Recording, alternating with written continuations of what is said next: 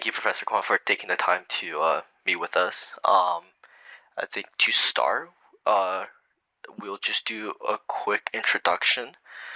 Students can know sort of where your background is from and then what the new program is on, and sort of just to get to know you a little better, what the class structure might look like, or like what a lecture would look like with you.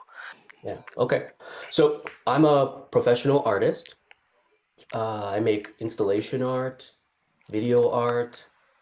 I've been making art now for over 20 years, and I've exhibited my work in museums and galleries in Asia, Europe, and across North America. At U of T, I've been a full-time faculty member for 17 years now. I teach undergraduate courses at UTSC. So I teach courses about video art, installation art. I teach foundation and thesis. I also teach courses about art and activism and art and globalization. And then also at U of T, I teach graduate students at the Daniels Faculty of Architecture and the Master of Visual Studies program. Okay, so after you all like this kind of like professional and academic background, Mhm. what inspired you the summer abroad program in Hong Kong next summer? I teach the class because it's I like being in Hong Kong. Mm-hmm. Hong Kong it's a city that is so intense and so vibrant. Um, it immerses you and stimulates all of your senses. And for an artist, that's extremely valuable. Um, Hong Kong is also my hometown, so but it's also a place where I get a lot of inspiration and ideas for my own art practice. I also like to when I bring students and they produce artworks in the class, I like to see what they produce. I'm always really surprised at how my students respond to the city and how they capture really individual, unique details about Hong Kong through their artworks. That sounds amazing.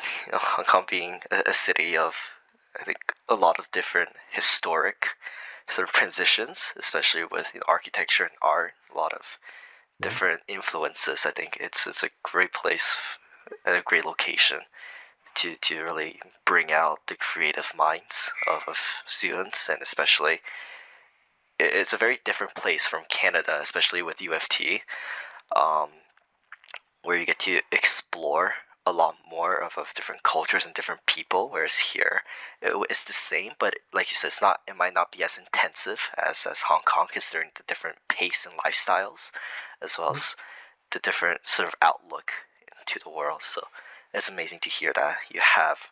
I think you have some amazing stuff planned for Hong Kong. I think students will really enjoy it. Which brings us to the next question, which is, could you give our students sort of an overview of what they can expect from VIS 327, so the course in Hong Kong, and both the academic components of it as well as the field trips? Okay.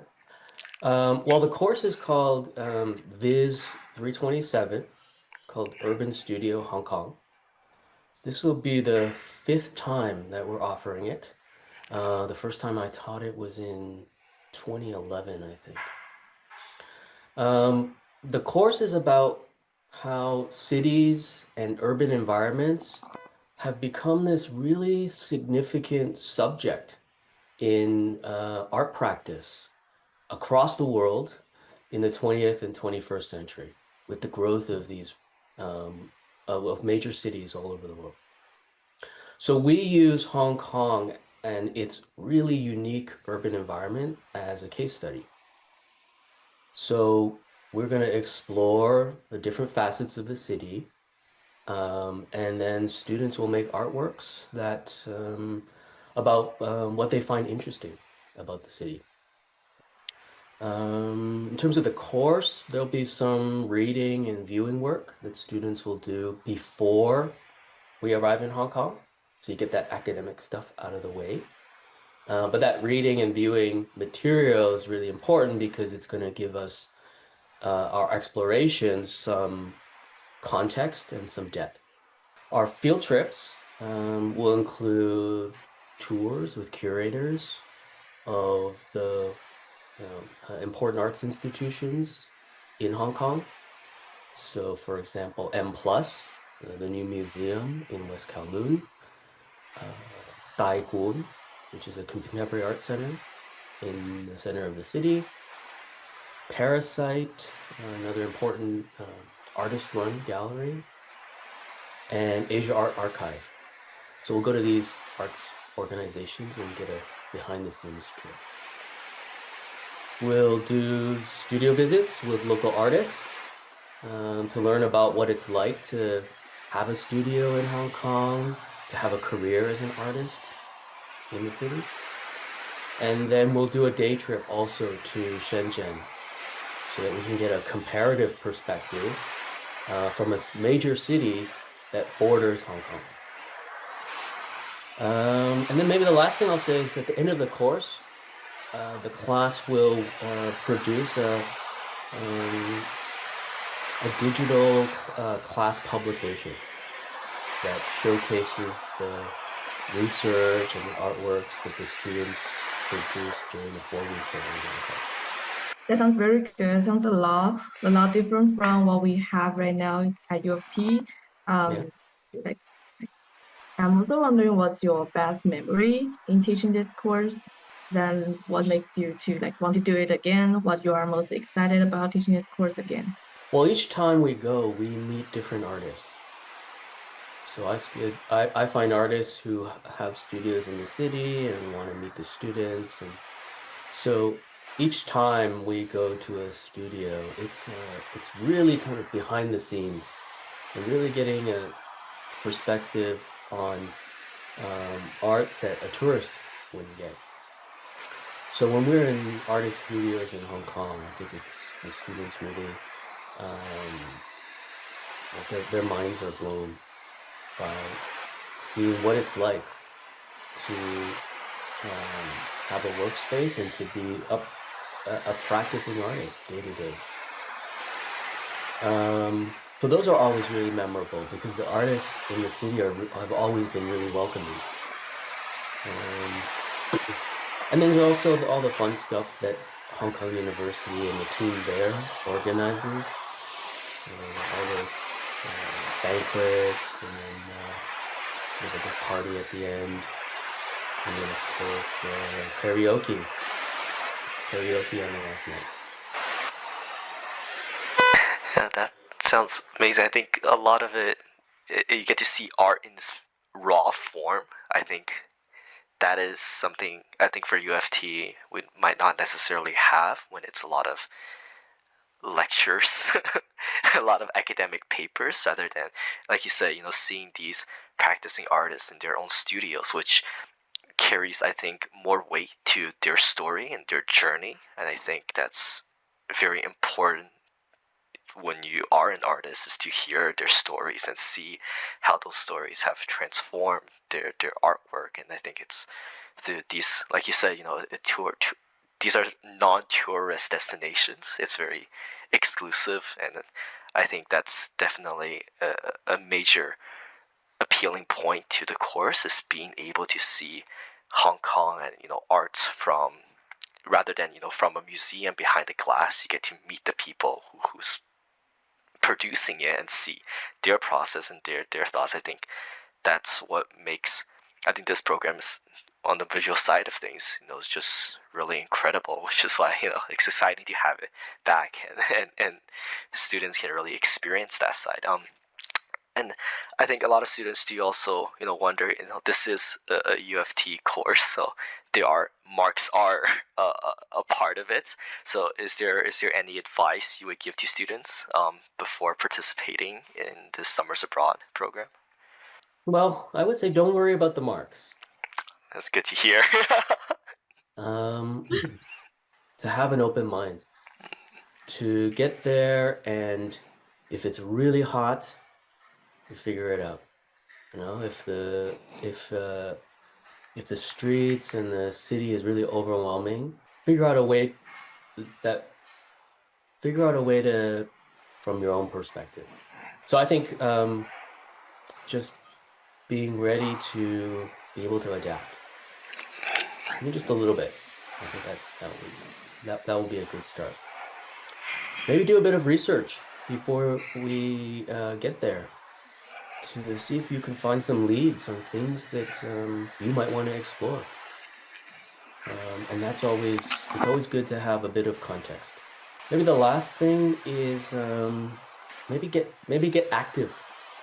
We're going to be doing a good amount of walking to explore the city. We're not going to be spending a ton of time in the classroom until there are critiques. Um, so we're going to be out and about. We'll be really getting into the city, be walking a lot. So you're ready for that experience. You're fit, ready to go. I think you'll meet the energy that Hong Kong will give you. If I said I wish I had gone before my trip, there's definitely a lot more walking than I had expected. It's our opportunity to be there. 4 weeks goes by just like that.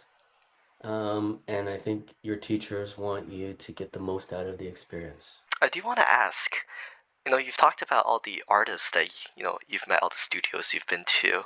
Is there one in particular that stands out to you the most, or one that's your favorite that you visited? They're always, in some ways, a representative of who the artist is.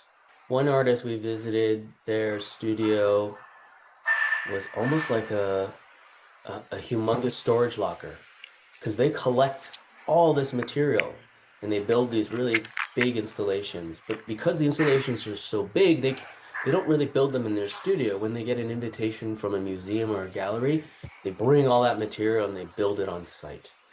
So it was really unusual to be in their studio, really just looking at all of this stuff, some of it in boxes, some of it on shelves, and it was just kind of standing in this huge warehouse. There's another artist who had a studio where it was like I think he called it his dojo. It was perfectly organized.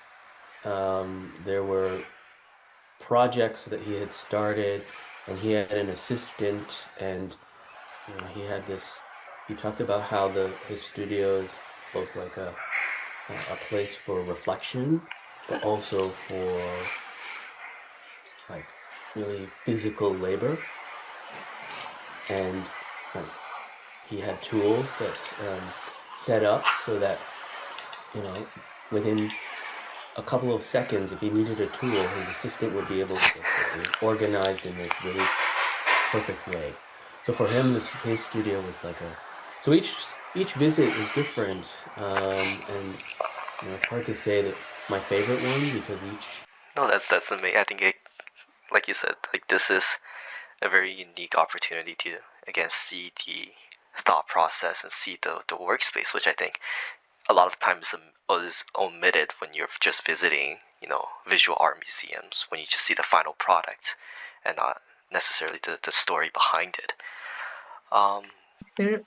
Your course is more like focusing on architecture and art. Is there anything specific that students from like us, like Leon and I, we're from arts and science, we're like those kind of regular taking those regular U of T courses. We don't really understand, all those kind of art things. Is there gonna be a problem for us to participate in your course? Yeah, that's a really good question, Melissa. So my course is a little bit different in that it's got prerequisites. So you need prerequisites from any of the practice-based studio art or visual studies courses at U of T, either from St. George, UTSC, or UTM. So it's not a course that anybody can take. And our course is not as big as some of the other lecture-based courses. I'm thinking somewhere between 25 and 30 at most. So it's a smaller class because it's more hands-on. Yeah, that's the nature of practice-based courses. Again, thank you for taking the time out of your day to Of do course. this with us, and I think this is going to be incredibly helpful for students when they are looking to do the course with you. It gives them an insight again to who you are. I think for a lot of students like us, it's important to know who our lecturer and professor will be